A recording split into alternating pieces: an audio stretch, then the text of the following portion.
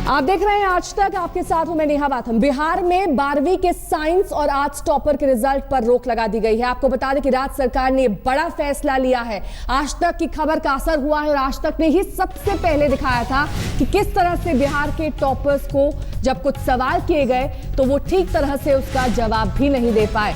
आपको साथ ही ये भी बता दें कि 3 जून को एक कमेटी का गठन किया गया है जिसके सामने इन टॉपर्स को पेश होना होगा और तमाम सवालों के जवाब देने होंगे।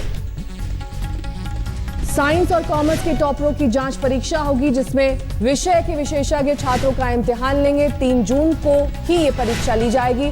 बिहार विद्यालय परीक्षा समिति ने आर्ट्स के टॉपर रूबी कुमारी और साइंस के सौरभ श्रेष्ठ के रिजल्ट पर रोक लगा दी है। बिहार के शिक्षा मंत्री अशोक चौधरी से बात की आज तक संवाददाता सुजीत कुमार झा ने और ये जानने की कोशिश की कि आखिरकार गलती कहां हुई है, किस तरह से ये दोनों बच्चे टॉपर हो गए। सुनिए क्या कुछ कहा वहां के शिक्षा मंत्री ने। बिहार के इंटरमीडिएट टॉपर्स संदेह के घेरे में हैं। बिहार की शिक्षा व्यवस्था पर सवाल उठ रहे हैं। हमारे साथ शिक्षा मंत्री अशोक चौधरी जी हैं। चौधरी जी क्या कहेंगे जिस तरह से टॉपर्स का जो आपने देखा है? नहीं देखिए, एक सवाल खड़ा होता है। नहीं, एकाध केसेस एक्सेप्शनल एकाध केसेस होता है, हो गया है, ये हम मानते हैं कहीं ना कहीं चूक हो गई है। लेकिन ऐसा नहीं है कि हमारे रिजल्ट जो हैं वो पूरे रिजल्ट जो है वो हमारा क्वेश्चन मार्क है।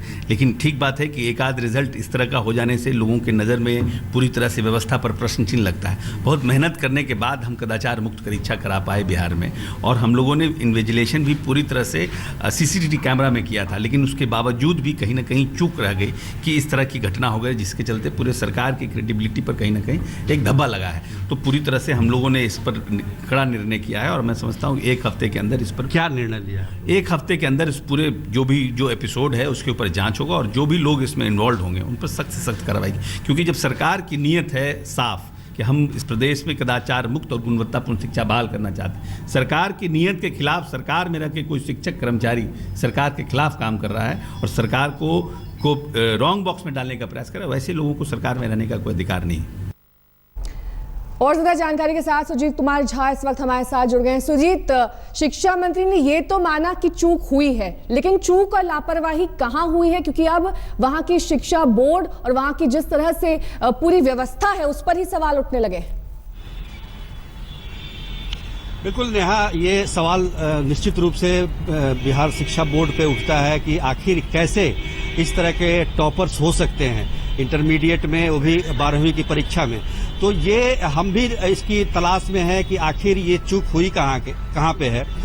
जैसा कि मंत्री जी ने बताया कि इस बार जो परीक्षाएं हुई थी 10वीं की और 12वीं की, वो काफी साफ सुथरे तरीके से हुई थी। एक हद तक कहा जाएगा, आपको याद होगा पिछले साल जिस तरीके से वैशाली में ही जिस तरह का दृश्य दिखा था चीटिंग करने का, नकल करने का, वो इस बार कहीं नहीं दिखा। और CCTV कैमरे में खासतौर पर इस जो ये कॉलेज है विष्णुदेव राय, इस कॉलेज को लेकर काफी गंभीर देखा गया प्रशासन की तरफ से, और CCTV कैमरे के अंदर परीक्षा ली गई छात्रों से।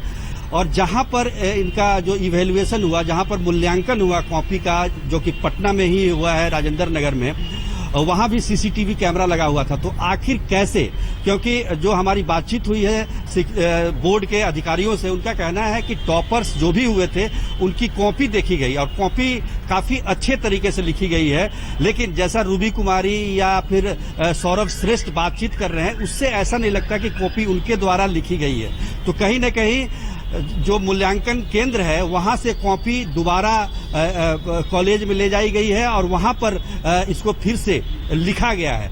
अब जानने वाली बात ये होगी कि कॉपी पर जो नंबर होता है, क्या ये वही नंबर है? ये नंबर मिलाने की कोशिश बोर्ड के अधिकारियों ने नहीं की पहले, अब करने जा रहे हैं। तो इससे पता चलेगा कि ये क्या वाकई वही कॉपी है, क्योंकि कॉपी को बदलना भी आसान काम नहीं होता है। लेकिन आप इससे अंदाजा लगा सकते हैं कि इस कॉलेज की पहुंच कहां से कहां तक है। जी नेहा, बहुत बहुत शुक्रिया।